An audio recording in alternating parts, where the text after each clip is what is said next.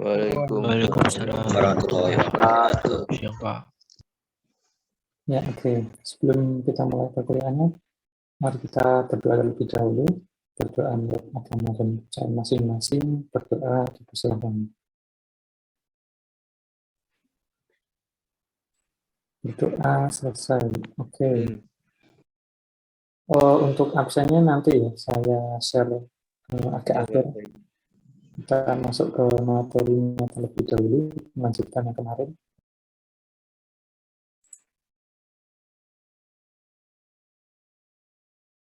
Ya, jadi kemarin kita kan sudah sampai sistem pakar ya, sama algoritmanya backward dan forward chaining, tapi belum selesai kita bahas. Nah, pertemuan ini kita bahas, lanjutkan sedikit lagi mengenai yang forward dan backward chaining ya. Kemudian nanti kalau masih ada waktu, kita lanjutkan ke materi saya mau kasih neural network ya, jaringan saraf tiruan. JST gitu, bahasa Indonesia JST, jaringan saraf tiruan, kalau dalam bahasa Inggrisnya neural network. Ini sebetulnya kalau mengikuti RPS dari kampus, nggak salah neural network itu ada, tapi di sini saya tetap ingin memberikan materi neural network gitu, karena itu jadi salah satu merupakan salah satu fondasi juga di AI sebenarnya. Dengan adanya algoritma AI yang baru, itu awal-awalnya dulu memang mulai dari kayak fuzzy, sistem pakar, kemudian ada neural network ini. Oke, sebelumnya kita selesaikan dulu yang forward and backward chain ini terlebih dahulu ya. Jadi kemarin kita bahas bahwa di sistem pakar itu algoritma yang sering digunakan adalah forward sama backward chaining ya. Nah, di sistem pakar itu kan tujuannya kita memindahkan kepakaran atau keahlian seseorang menjadi sebuah sistem atau aplikasi komputer gitu. Nah, kalau kita gali lagi lebih dalam, itu tidak lain tidak bukan di forward and backward chaining ini juga sebenarnya merupakan sebuah algoritma pencarian juga gitu ya. Tetapi dengan metode yang sedikit berbeda dibandingkan dengan yang sudah kita pelajari di beberapa pertemuan sebelumnya, seperti informed, uninformed search, adversarial search itu. Nah, di sini sebenarnya juga merupakan sebuah pencarian, tetapi dengan metode yang berbeda. Gitu. Nah, sebetulnya sistem pakar juga sama. Gitu. Intinya ada sebuah basis pengetahuan sama mesin inferensinya yang digunakan untuk menalarnya. Nah, forward and backward chaining di sini itu gunanya adalah nanti untuk menalar dari sebuah aturan-aturan yang sudah diberikan. Nah, kenapa disebut forward sama backward? Gitu.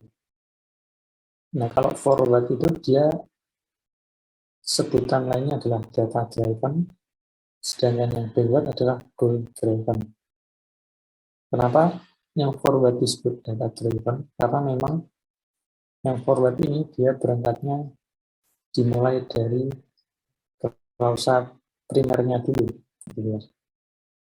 Nah, yang dimaksud dengan klausa primer itu adalah pernyataan yang dekat dengan bagian if-nya gitu ya. Misalnya jika A maka B. Nah, A itu disebut klausa primer atau data driven gitu ya. Jadi dari pernyataan yang dekat dengan if dulu baru dicari konklusinya, maka apanya gitu ya. Nah, sedangkan kalau yang backward chaining dia dilihat dulu di bagian konklusinya, maka apa dulu ya. Goalnya apa dulu yang mau dicapai, dan baru dicari klausa primernya. yang dekat dengan if-nya gitu. Nah, mungkin saya langsung lompat sini dulu ya. Nah, seperti ini. Jadi ada sebuah data, ada aturan, kemudian ada kesimpulannya. Gitu. Nah, katakanlah ini ada data A1 B sama dengan 2. Kemudian ada aturannya di sini. Jika A sama dengan 1 dan B sama dengan 2, maka C sama dengan 3. Kemudian aturan yang nomor 2, jika C sama dengan 3, maka D sama dengan 4. Gitu. Nah, kesimpulan yang mau didapatkan adalah D-nya ini 4. Gitu. Nah, kalau kita menggunakan forward chaining, itu kita perhatikan dulu yang di bagian datanya dulu, data driven gitu, dari data menuju ke kesimpulan. Nah, maka yang perlu diperhatikan adalah pernyataan yang dekat dengan jikanya sini, if-nya.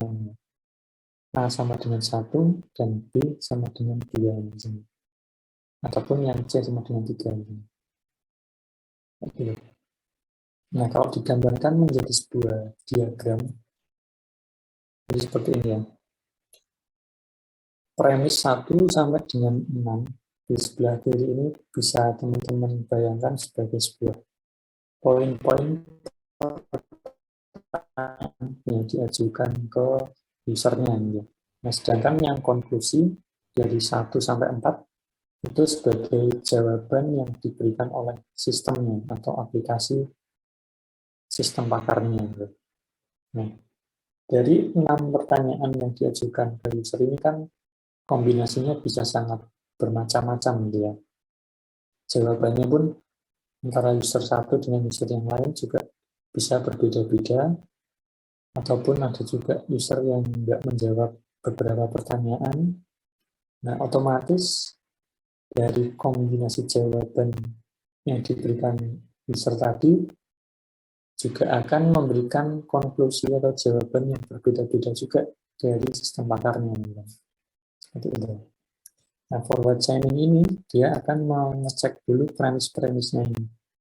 Baru nanti dijadikan konklusi. Nah, sebagai contoh konklusi 1 di sini. Nah, konklusi 1 di sini ini merupakan jawaban dari kombinasi beberapa jawaban yang diberikan oleh user melalui ini. Jawaban pertama premis 1, premis 2, sama premis 3. Nah, ya. Ini kan konklusi 1 ini terhubung ke premis 1, premis 2, premis 3 gitu. Nah, otomatis nanti kalau usernya menjawab premis 1, 2, 3 dengan yang nilainya true, artinya nanti akan menghasilkan konklusi 1. Gitu. Nah, berbeda dengan yang konklusi 2 sampai 4, itu juga merupakan hasil dari kombinasi beberapa jawaban atas pertanyaan premis 1 sampai 6 di sini. Gitu. Oke, mungkin contoh realnya. Nah, seperti ini ya. Ini hanya sebuah contoh yang langsung menggunakan simbol-simbol gitu. Nah, aturan-aturan seperti ini juga bisa mewakili keadaan atau permasalahan yang ada di kehidupan sehari-hari misalnya. Misalnya kalau yang F3 ya, if A dan X, misalnya jika hari ini hujan, maka tidak di sekolah misalnya. Kayak gitu. Nah, kalimat-kalimat pernyataan seperti itu bisa diwakili dengan simbol seperti ini. Gitu ya. Nah, di sini contohnya langsung menggunakan simbol-simbol saja ya, untuk mempersingkat notasinya. Gitu. Nah, di sini ada, kita punya 5 aturan atau 1 sampai R5 gitu. Kemudian kita juga punya fakta-faktanya A, B, C, D, dan E bernilai benar gitu. Nah, goalnya ini kita menentukan apakah C bernilai benar. Gitu. Oke, ini diagram ini menggambarkan step by step algoritma forward chaining-nya gitu. dimulai dari iterasi pertama sampai nanti ditemukan goalnya, yaitu Z bernilai true. Gitu ya. Oke, jadi di sini kita punya database data A sampai E yang bernilai benar. Kita juga punya database aturannya ya, R1 sampai R5. Nah, forward chaining ini akan ngecek dulu. Misalnya kita punya data A di sini. Nah, data A ini nanti dicek terlebih dahulu di bagian aturan yang dekat if-nya di sini. Oh, ternyata A yang dekat dengan aturan if-nya, dengan data driven-nya itu tadi ya. Jika A, nah ini artinya dia kena yang aturan nomor 3 di sini ya. Nah, dan X. Nah, maka X disimpan dulu sebagai fakta baru di sini. Oke. Gitu ya. Kemudian setelah A kita cek B, tapi B ternyata tidak ada di aturan yang dekat if-nya ya. Otomatis kita melangkah lanjut ke yang C. Nah, C di sini ada if C dan L. Maka L disimpan sebagai fakta baru di sini. Nah, jangan lupa aturan yang sudah kita pakai kita coret gitu ya. Nah, sini. Sehingga sekarang menyisakan aturan R1, R2, dan R5. Oke, gitu. Kemudian D juga tidak ada yang dekat dengan if, otomatis lompat ke E. Dan juga X-nya di sini. Nah, di sini kan aturannya juga ada ya, X yang dekat if. Nah, maka yang digunakan adalah yang R2 di sini. Dan Y, maka Y disimpan sebagai fakta baru. Aturannya kita coret karena sudah terpakai gitu ya. Nah, kemudian Y ada juga yang dekat dengan if. Nah, if Y and D, artinya Y dan D, dan Z, maka Z disimpan sebagai fakta baru. Nah, sampai di sini di iterasi ketiga, Z-nya sudah ketemu di sini sebagai fakta baru yang benar. Nah, sampai di sini algoritma forward chaining-nya berhenti karena dia sudah menemukan fakta baru di sini. Ya. Nah, aturan yang dikenakan adalah aturan R1, R2, R3, dan R4 gitu. Seperti itu ya. Itu algoritma forward chaining. Jadi dia berangkatnya ngecek dulu yang dekat dengan if-nya di sini. Maka dari itu dia disebut sebagai data driven.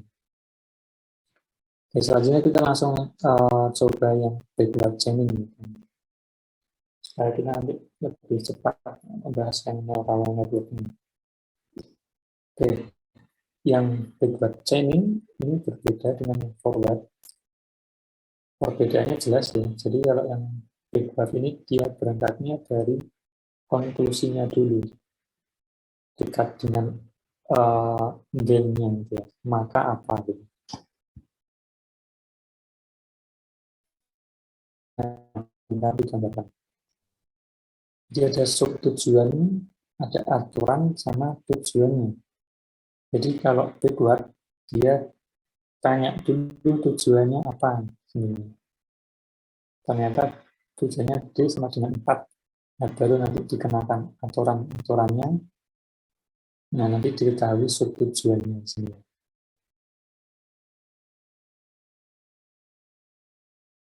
Nah, ini digunakan diagram yang sama dengan yang forward chaining tadi. Nah, pada backward chaining untuk mengetahui apakah suatu fakta yang dialami oleh pengguna itu termasuk konklusi 1 hingga 4 atau bahkan bukan salah satu dari konklusi tersebut. Nah, sistem akan mengambil hipotesis bahwa konklusinya adalah dari konklusi 1 sampai dengan 4. Nah, untuk membuktikan hipotesisnya, sistem akan mencari premis aturan yang mengandung konklusi yang diduga. Nah, misalnya konklusinya diduganya konklusi 2 di sini. Nah, nanti sistemnya itu akan mencari premis-premisnya, kebalikannya gitu. dari belakang, dari konklusi menuju ke premisnya gitu. Oke, mungkin kita langsung ke contoh case-nya. Nah, ini seperti tadi. Jadi masih sama. Kasus yang digunakan, aturannya juga sama dengan yang tadi. Kita juga punya fakta A, B, C, D, dan E. Kemudian goalnya sama, menentukan apa Z itu bernilai benar. Kita gambarkan dulu seperti ini. Iterasi pertama ya. Kita punya database data A hingga E, juga punya database rules-nya, aturannya. Sini. Nah, kemudian goalnya Z sebagai isi awal dari stacknya. Misalnya goalnya Z apakah true, maka Z ditaruh langsung di sini, di stacknya. Nah, di iterasi pertama ini, kalau big bacanya akan langsung ngecek yang bagian then-nya ini. Mana yang ada Z-nya nih, gitu ya, dicari. Oh, ternyata yang ada Z-nya adalah role nomor 1. Maka aturannya adalah yang ini. If Y and D, then Z. Oke. Nah, kemudian yang Y-nya di sini disimpan di sebagai stack baru ya, teman, yang dekat if-nya sini. Oke, kemudian Y disimpan di stack, kemudian dicari lagi di iterasi kedua. Mana rules yang mengandung konklusi Y? Nah, ternyata rule nomor 2 yang mengandung Y. If X and B and A, then Y. Nah, itu. B ada di database, ini ya. Kemudian E ada juga di database, sedangkan X tidak ada. Nah, maka disimpan di stack nanti X-nya. Nah, sini ya. Kemudian iterasi ketiga akan ngecek mana rules yang punya kesimpulan X. Oh, ternyata rules nomor 3 ini. Oke. Nah, A-nya sudah ada di database. Nah, maka yang X dihapus di stack, memasukkan ke fakta baru. Nah, di sini. Gini ya. Nah, dicek lagi, kemudian kan yang di stack Y ya. Dicek lagi nih, aturan mana yang ada Y-nya. Aturan nomor 2.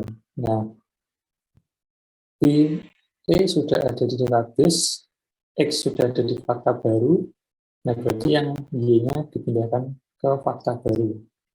Nah, begini. Kemudian tinggal Z di stack-nya sini. Cek lagi, rules mana yang ada Z-nya. Ternyata rule nomor 1. Y-nya sudah ada di fakta baru, D-nya juga sudah ada di database. Maka Z dihapus dari stack, kemudian dipindahkan sebagai fakta baru di sini.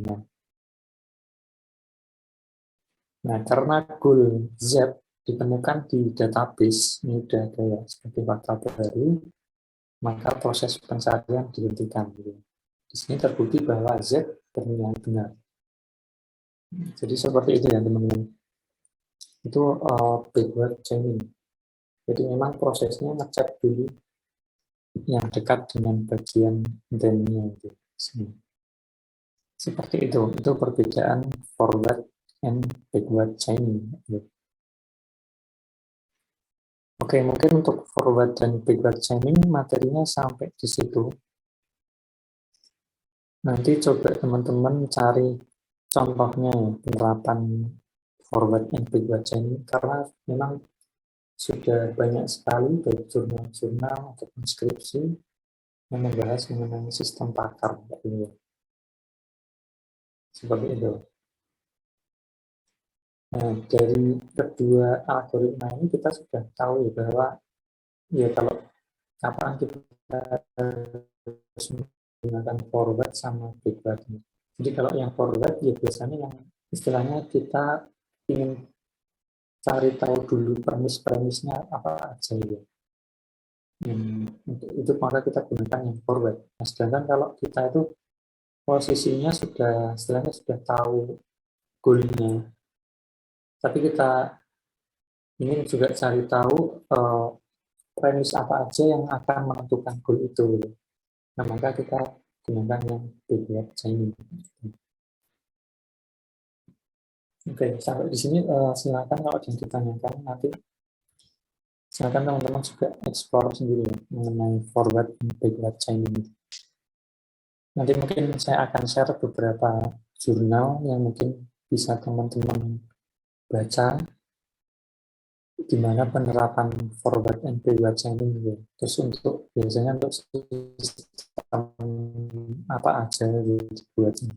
Biasanya rata-rata kalau untuk dikerjakan jadi skripsi ataupun jurnal itu biasanya sistem pakar untuk itu ya, sistem rekomendasi ataupun diagnosis gitu biasanya yang dibuat ya. Oke, sampai di sini kalau ada yang ditanyakan silakan ya. Saya buka materinya yang mengenai neural networks.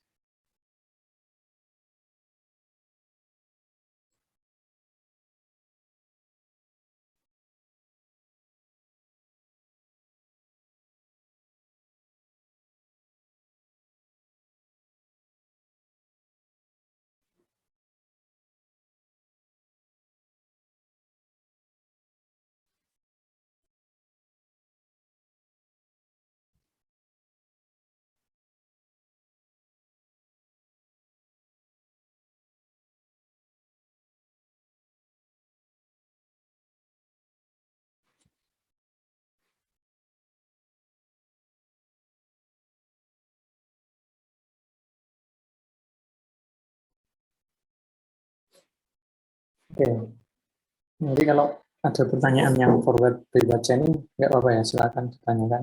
Ini sambil saya jelaskan yang neural network. Ini merupakan salah satu pembahasan yang menarik ya di dunia AI.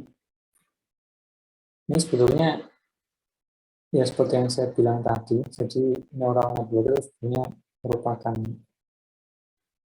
bisa dibilang juga sebagai sejarah atau fondasi dari sebuah kecerdasan buatan ini.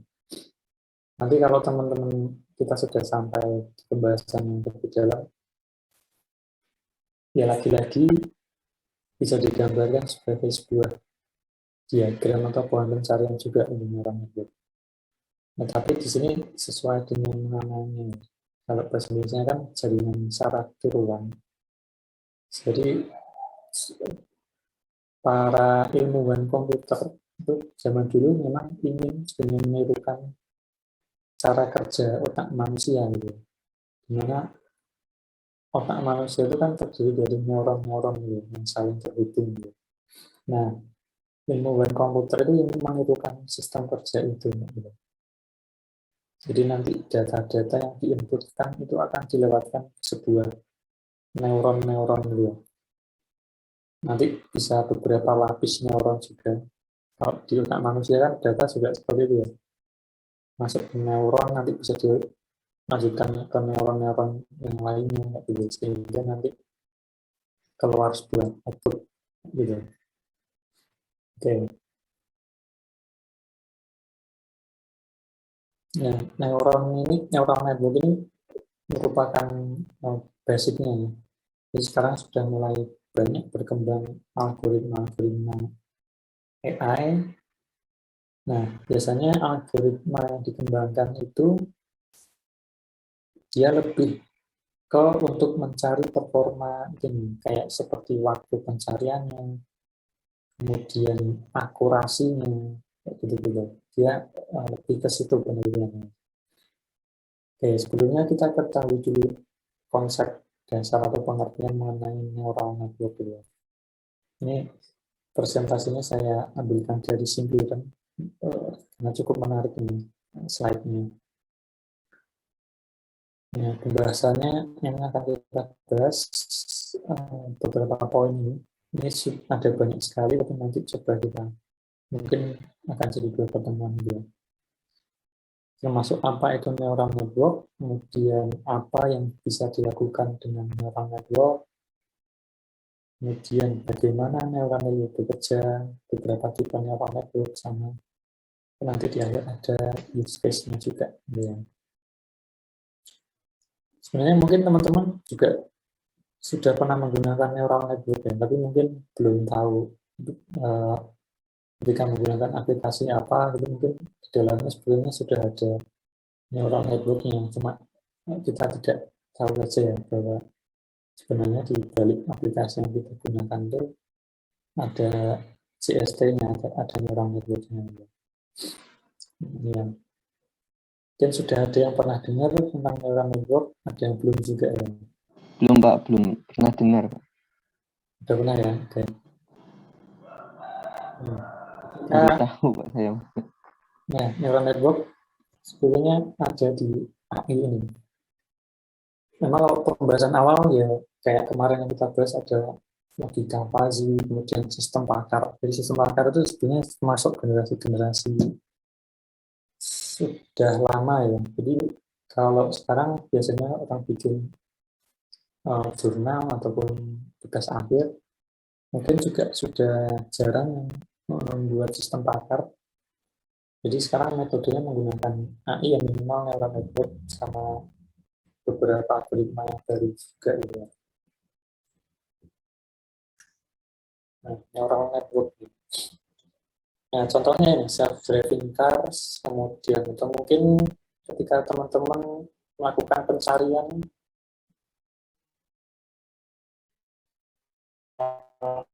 di Google itu ya, ataupun game-game komputer ini aplikasinya. Kemudian map, ada banyak contohnya ya.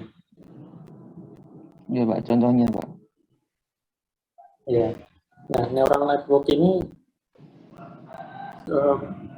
bisa berupa sistem, tapi core utamanya adalah aplikasi gitu ya, algoritma komputer gitu. Tapi biasanya kan untuk penerapannya di kehidupan sehari-hari kan biasanya diletakkan di sebuah sistem ya, atau hardware. Bisa di smartphone, bisa di mobil, ataupun alat-alat yang lainnya gitu. Nah, neural network ini didesain untuk beroperasi agar si sistem komputer ini bekerja layaknya otak manusia gitu. Konsepnya sama. Nah, kemudian apa yang bisa dilakukan oleh neural network?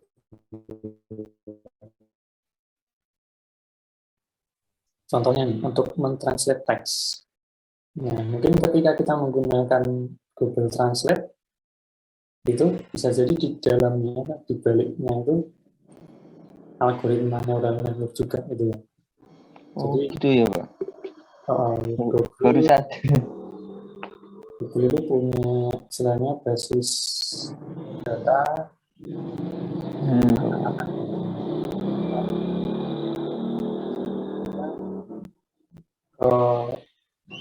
misalnya otomatis di dalamnya kan dia akan mencari ya. Sedangkan bahasa tidak cuma dua ya. Berbanyak bahasa.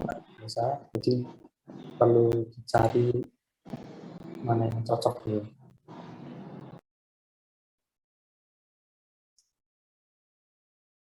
Nah, kemudian yang kedua, mengidentifikasi wajah. Ini juga bisa digunakan neural network. Kemudian untuk pengenalan ucapan, speech recognition, ada juga pengenalan tulisan tangan, read and written text. Pengontrolan robot juga. Jadi memang banyak sekali ya aplikasi neural network di kehidupan sehari-hari. Dan masih banyak lagi. Nah, ini yang selanjutnya poin pentingnya. Jadi bagaimana neural network ini bekerja.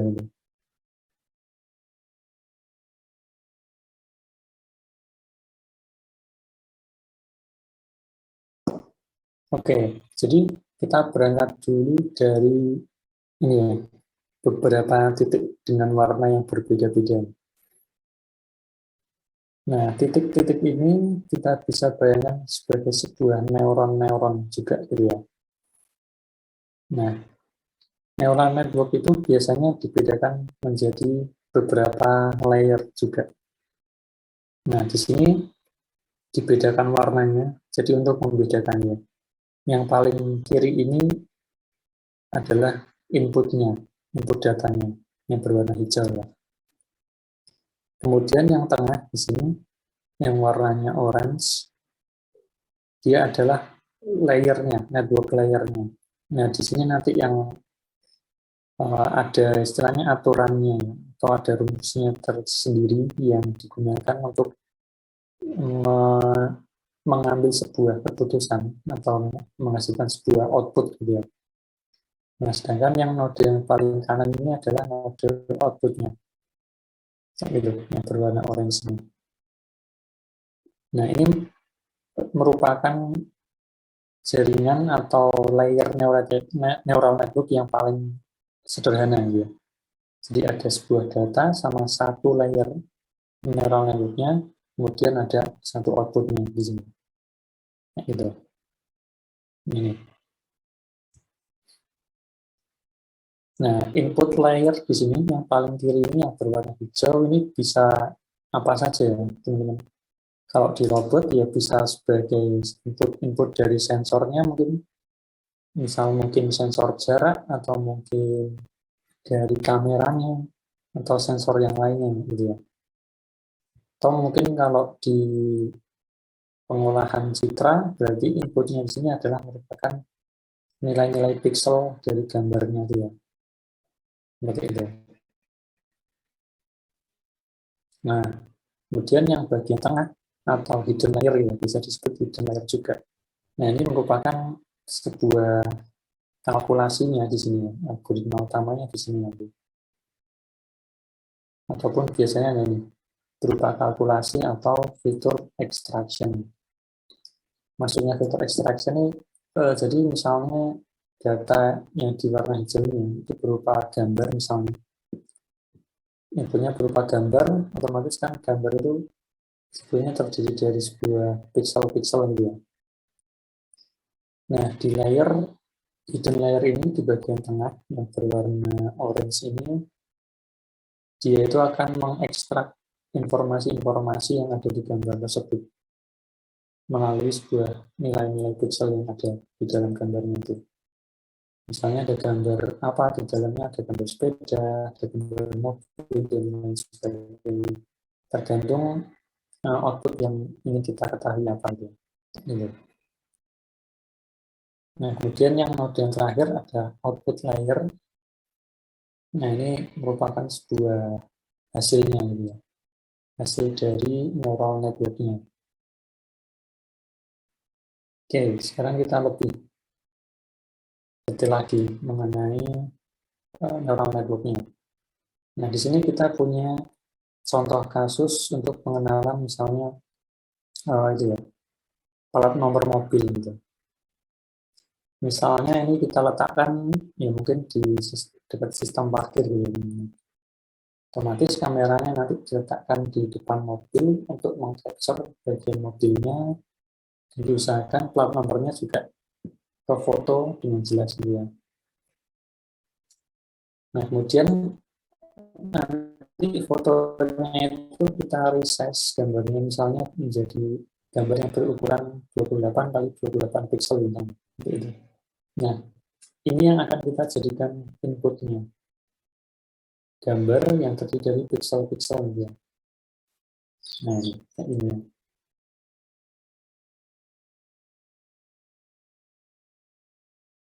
Nah, nanti pixel-pixel ini dimasukkan ke sistem neural network-nya. Kemudian nanti kalau di neural network itu punya namanya fungsi aktivasi. Ya. Jadi fungsi aktivasi itu akan membangkitkan setiap nilai pixelnya di sini, dia akan punya nilai bobotnya masing-masing. Itu nanti ada aturannya sendiri, ada rumusnya sendiri. Ya.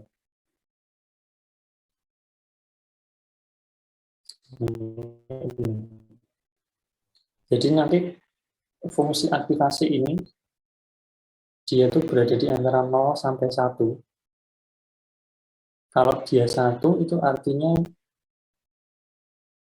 dia itu sesuai dengan apa yang kita cari gitu.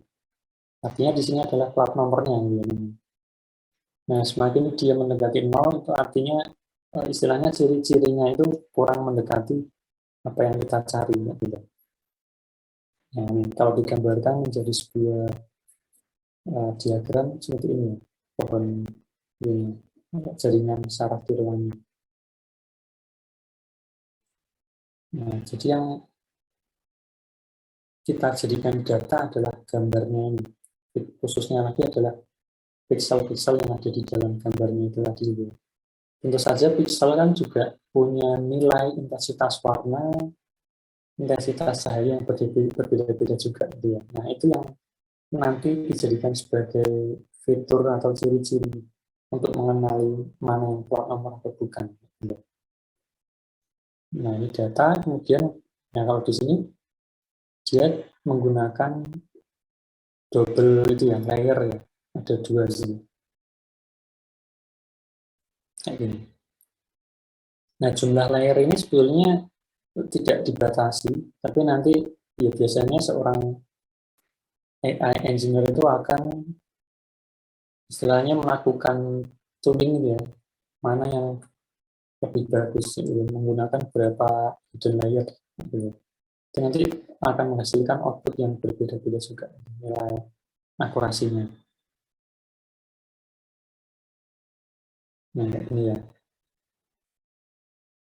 Ini misalnya kita ada sebuah input X1, X2, X3 yang kita ambil dari pixel gambar mobil di sebelah kiri sini.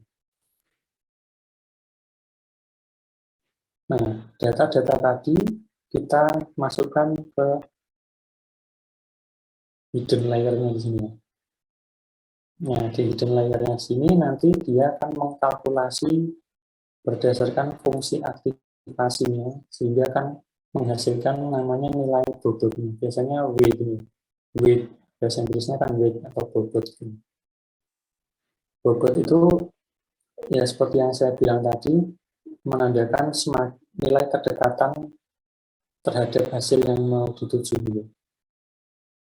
Semakin mendekati 1 artinya semakin dekat atau bahkan sama dengan ciri-ciri yang akan kita cari di sini. Nah, ini ada fungsi weight-nya tersendiri ya teman-teman di sini. Ada rumusnya sendiri, ini udah aturan bakunya di neural network. Jadi sebenarnya mirip-mirip dengan fuzzy logic juga. Jadi kemarin kalau di fuzzy logic kan ada input, kemudian data-data inputnya itu juga dikenakan ke sebuah rules, aturan-aturan itu ya. Nah, kemudian untuk menghasilkan outputnya, dia juga punya fungsi aktivasinya kemarin ya. Bisa menggunakan yang trapesium, ataupun sigmoid, fungsi segitiga, dan sebagainya kemarin. Nah, kemudian ini juga di hidden layer yang kedua, dihitung lagi bobotnya, istilahnya terus disaring-saring terus gitu. Dihitung aktivasinya, dihitung bobotnya, kemudian diaktifasi gitu. Prosesnya begitu terus sehingga nanti sampai di lapisan yang terakhir yaitu outputnya kayak gitu. Jadi di hidden layer ini merupakan fitur ekstraksi dari plat nomornya. Jadi dikenali ciri-cirinya plat nomornya di bagian hidden layer-nya di sini. Nah, mungkin ada yang bertanya, gimana cara mengenali ciri-ciri yang plat nomor kayak gitu ya. Nah, itu sebenarnya juga kalau plat nomor setiap negara pasti juga berbeda ya biasanya. Nah, kalau di gambar ini dia plat nomornya background-nya warnanya putih ya. Nah, kalau dari data gambar ini otomatis ciri-cirinya juga berdasarkan nilai intensitas warnanya ya. Mungkin yang background-nya itu berwarna putih, kemudian ada hurufnya berwarna hitam, atau mungkin ciri-ciri yang lain gitu ya. Intinya adalah dari nilai pixelnya gitu, sama intensitas warnanya, cahayanya.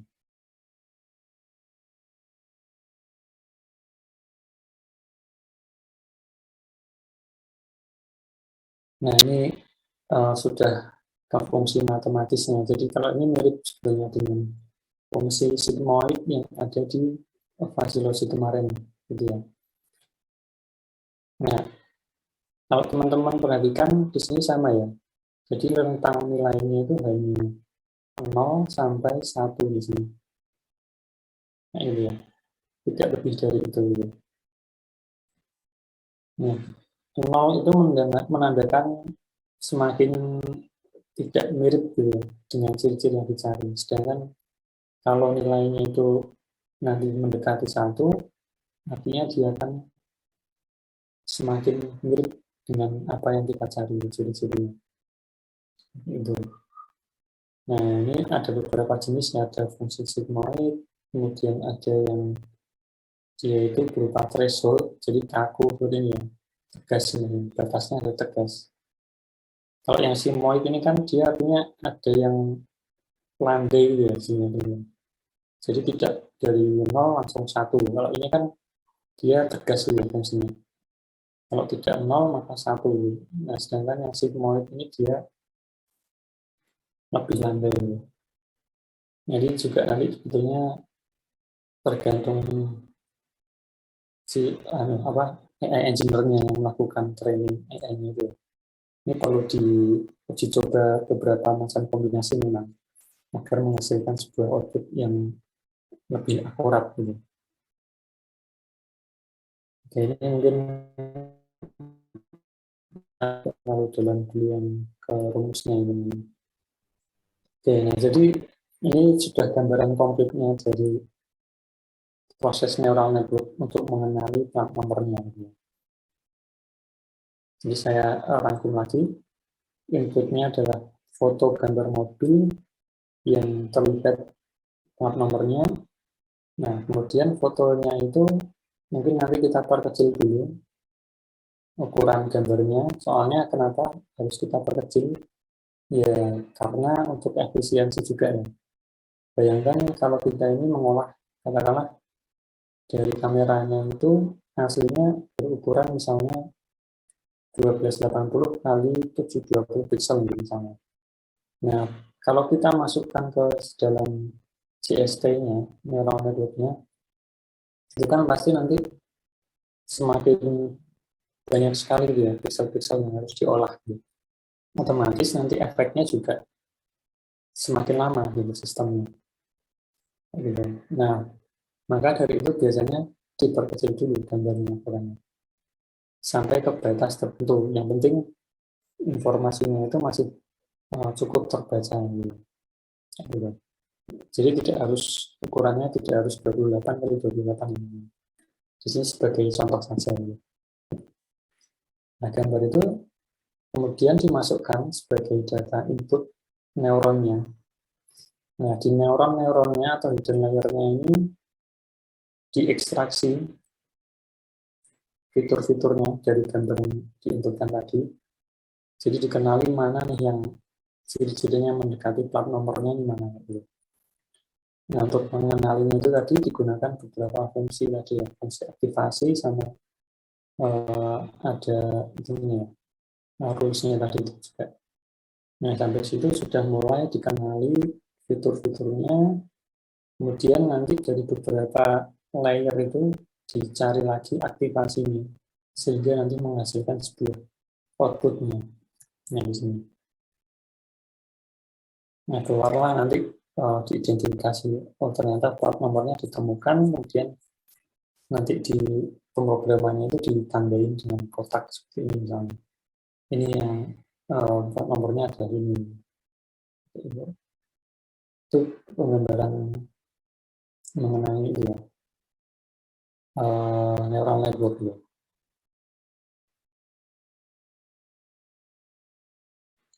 Seperti itu.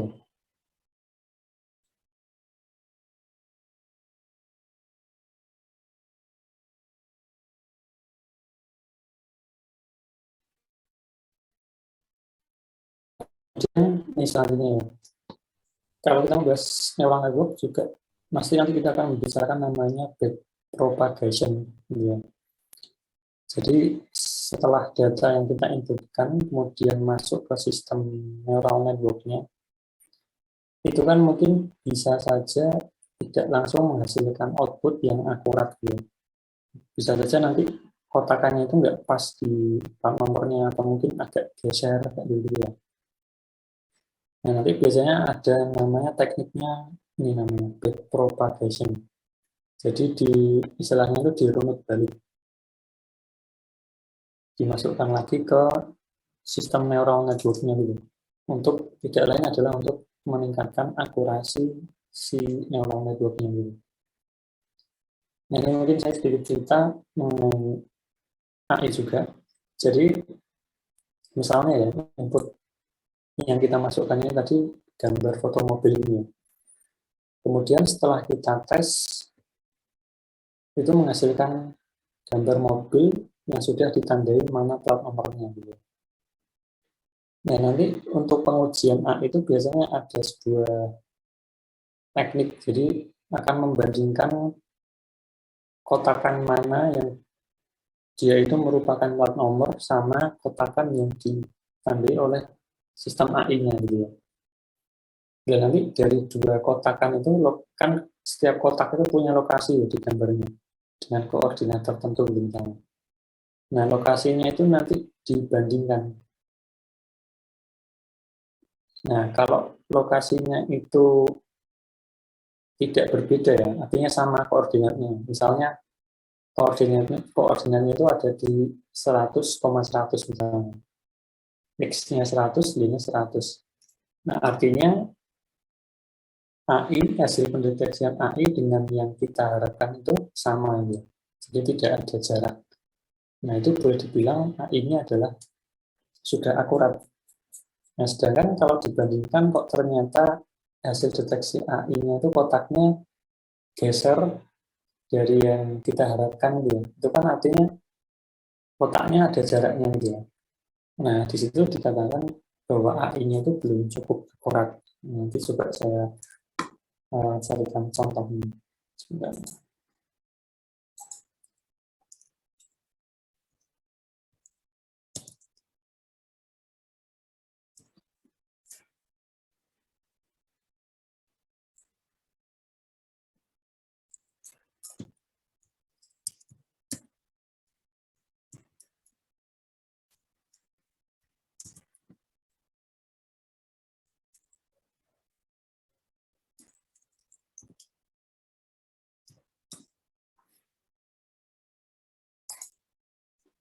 Nah, nama untuk pengecekan apakah AI-nya itu akurat atau tidak, itu namanya adalah nilai IOU yang namanya teman. Singkatannya intersection over union. Oke. Nah, sebentar.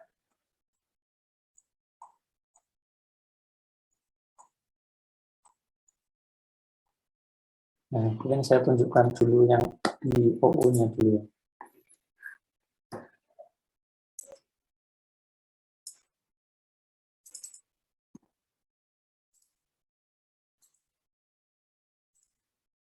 Sini ada contohnya namanya.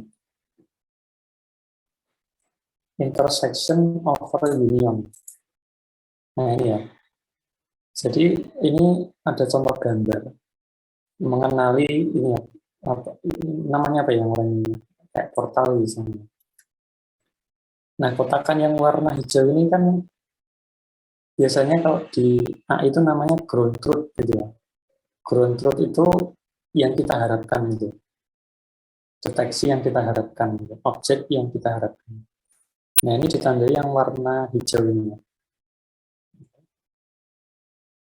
Kan untuk proses AI biasanya kan kita awalnya harus mengumpulkan gambarnya dulu ya. Kemudian kita beri tanda, kita kotakin objek yang ingin kita kenali gitu ya.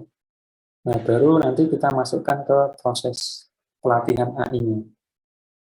Nah, setelah AI-nya dilatih, kemudian kita tes AI-nya sudah berjalan atau dengan akurat atau belum ya. Nah, setelah dites, kok ternyata AI-nya itu mendeteksi yang di warna kotak merah ini ya. Kayak gitu. Ini prediksinya yang warna kotak merah ini. Nah, artinya kan hasil deteksi AI yang warna kotak ini dengan yang sudah kita inputkan sebelumnya atau yang kita inginkan ya ground truth-nya itu kan yang warna hijau ya. Nah ini kan kotaknya ada gap-nya ya, ada jaraknya. Nah ini artinya AI-nya masih belum cukup akurat. Jadi masih ada selisih antara prediksi dengan ground truth-nya atau yang kita harapkan. Nah ini selisih kotak ini itu namanya nilai IOU, intersection over union. Itu ya. Untuk dicari rumusnya ya seperti ini. Intinya adalah untuk mencari jarak ini irisannya.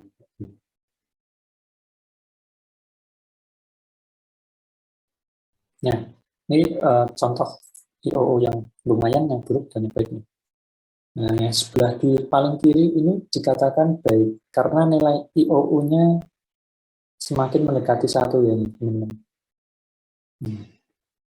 Jadi kotak yang ground truth-nya yang kita inginkan yang berwarna hijau dengan hasil prediksinya yang berwarna merah itu hampir beririsan ya, lokasinya hampir sama. Nah ini dikatakan baik nih hasil deteksi AI. Kemudian ada yang tengah ini dikatakan ya masih lumayan lah, 0,7 nih nilai IO-nya. Nah ini dikatakan sudah cukup lumayan karena jaraknya tidak begitu jauh dengan ground truth-nya. Nah sedangkan yang di paling kanan ini dikatakan hasil AI-nya buruk, nilai IOU-nya 0,3 gitu, hampir mendekati 0. Ini kan cukup jauh ya teman-teman antara kotak ground truth-nya yang kita inginkan dengan hasil AI-nya di sini. Cukup jauh. Nah, seperti itu. Itu adalah nilai IOU ini jadi salah satu parameter yang digunakan oleh seorang AI engineer yang digunakan untuk mengukur hasil training AI-nya itu apakah sudah cukup baik atau masih jauh dari yang diharapkan ya. Akurasinya masih cukup rendah misalnya. Ini bisa diterapkan di bahasa Python juga sebenarnya.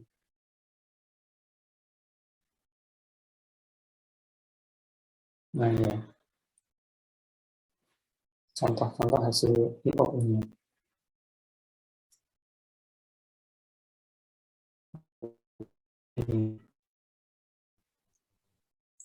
Oke, sampai di sini ada yang ditanyakan, silakan ditanyakan.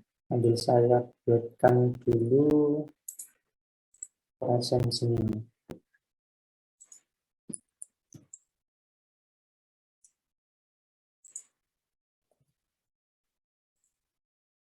Teknik industri A ya, masnya bismillah.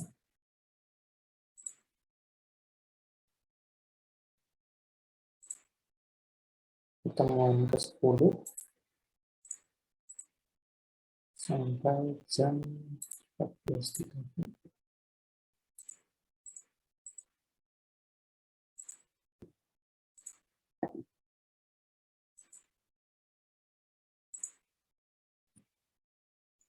Oke, itu kode absennya sudah saya taruh di chat. Silakan absen terlebih dahulu.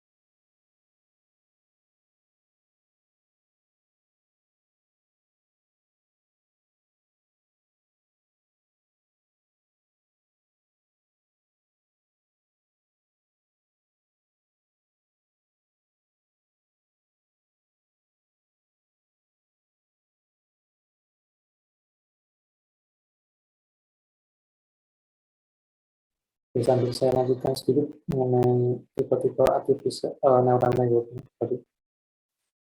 Jadi ini beberapa contohnya saja, nanti mungkin untuk pembahasan yang lebih detailnya di pertemuan selanjutnya. Jadi neural network sendiri itu ada macam, nah tapi letak perbedaannya itu biasanya ada di fungsi aktivasinya tadi. Ini biasanya menggunakan rumus yang berbeda atau di fungsi yang untuk mencari nilai bobotnya. Nah, biasanya letak perbedaannya ada di situ. Kalau untuk proses secara keseluruhannya itu hampir sama. Jadi ada sebuah input yang dikenakan ke sebuah hidden layer, kemudian nanti ada outputnya. Nah, contohnya ini ada yang namanya feed forward neural network ya. Ini yang paling awal, biasa paling awal neural network, atau biasa disebutnya ANN, Seamless from Artificial Neural Network. Nah, biasanya digunakan kalau yang feed forward neural network ini untuk vision and speech recognition, jadi pengenalan objek dari kamera atau dari speech recognition suara. Kemudian ada namanya radial basis function neural network. Nah, model ini mengklasifikasikan data berdasarkan jaraknya dari center point. Aplikasinya untuk apa? Untuk power restoration system. Kemudian ada namanya coherent self-organizing neural network. Ini aplikasinya untuk pengenalan pola, seperti data-data medis, gambar-gambar medis gitu ya. Gambar medis kan sangat beragam sekali ya, apalagi kalau teman-teman pernah lihat citra kayak darah ataupun sel kanker itu sangat beragam sekali dan bentuknya berbeda-beda setiap objeknya. Ada recurrent neural network. Ini bisa juga digunakan untuk text and speech conversion model, mengkonversi ya, translate masuk Google Translate itu bisa menggunakan recurrent neural network. Ada convolution neural network atau CNN. Ini digunakan untuk signal and image processing. Nah, ini memang yang CNN ini paling sering digunakan di teman-teman IT biasanya menggunakan CNN karena memang biasanya yang diolah adalah gambar ini. Nah, gambar itu sendiri kan sebenarnya merupakan sebuah sinyal juga ya. Sinyal yang ditangkap oleh sensor kamera ya. Sinyal apa? Sinyal cahaya itu sendiri, gelombang cahaya itu. Gelombang cahaya dipantulkan yang mengenai sebuah objek, kemudian ditangkap oleh sensor. Nah, kemudian diterjemahkan menjadi sebuah nilai tertentu ya, yang dikenali oleh komputer. Gitu. Biasanya digunakan CNN. Kemudian ada modular neural network. Ini masih diteliti dulu ya, dalam tahapnya. Nah, jadi seperti itu. Memang core-nya adalah neural network. Ya, tapi semakin di sini makin banyak algoritma yang dikembangkan. Tapi tetap basisnya adalah neural network. Ada CNN, ada RCNN, ada efficient.net sekarang ya, itu yang termasuk baru. Nah, itu tadi seperti yang saya bilang, perbedaannya biasanya terletak di fungsi untuk mencari bobotnya sama fungsi aktivasinya.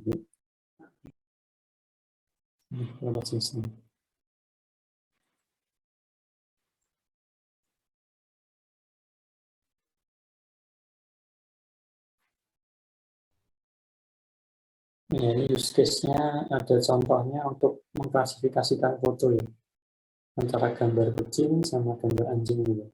Nah, di sini dicontohkan menggunakan bahasa Python. Nah, dia menggunakan framework namanya Keras. Keras ini memang framework AI untuk di bahasa Python. Nah, ini menggunakan fungsi aktivasi relu, ini juga termasuk dari fungsi aktivasi ini, RCNN ini. Nah, mungkin teman-teman ingin tahu maksudnya implementasi codingnya seperti apa, yaitu kayak gini, codingnya AI menggunakan Python. Jadi kalau sekarang AI untuk membuat coding AI itu lebih mudah karena banyak sekali atau vendor yang tersedia. Berbeda dengan yang awal-awal dulu itu codingnya harus benar-benar from scratch dari awal. Nah ini ada fungsi sigmoidnya juga ya, dengan aktivasinya.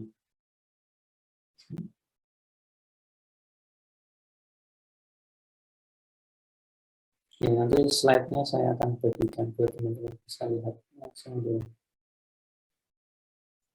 Oke, mungkin materinya sampai di sini dulu untuk yang neural network. Mungkin minggu depan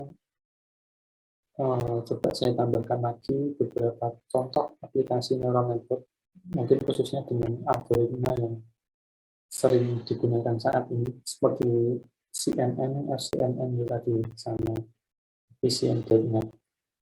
Gitu. Oke, sampai di sini ada yang ditanyakan atau tidak? Silakan kalau ada yang ditanyakan. Jangan lupa absennya itu saya buka sampai jam 14.30 ini.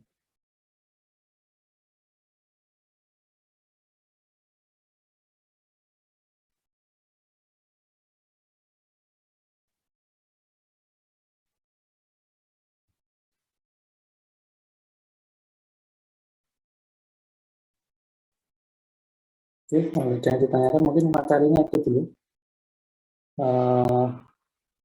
Minggu depan masih kita lanjutkan dengan neural network, tapi dengan algoritma yang baru.